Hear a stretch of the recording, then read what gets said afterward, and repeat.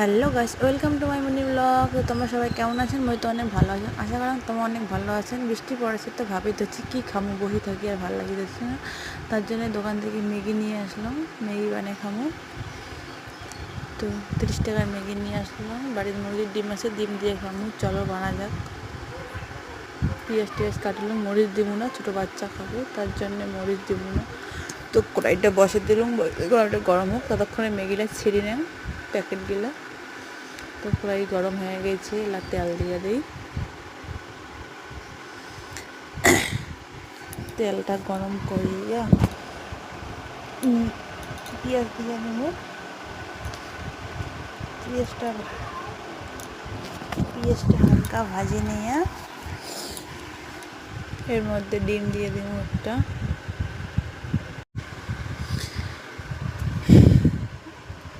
ডিম আর একটা ডিম দিয়ে নেই। 30 টাকা তো বাড়ির ডিম, মুরগির ডিম, তার জন্য ছোটো ছোটো ম্যাগিটা দিয়ে দেই।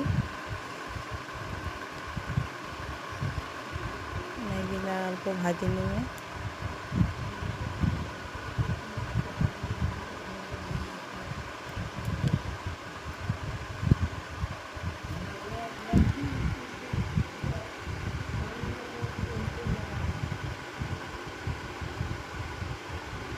তো কায় ম্যাগি খাবার ভাল পান কমেন্টে জানান।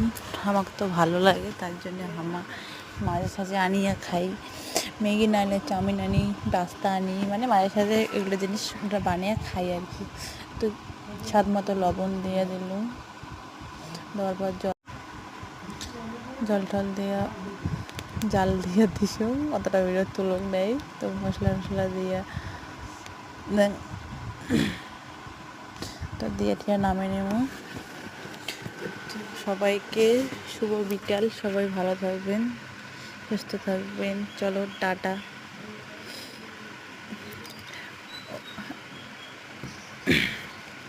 ম্যাগি বানা কমপ্লিট, এলা খামো নামিয়া। জানো না কেমন হয়েছে।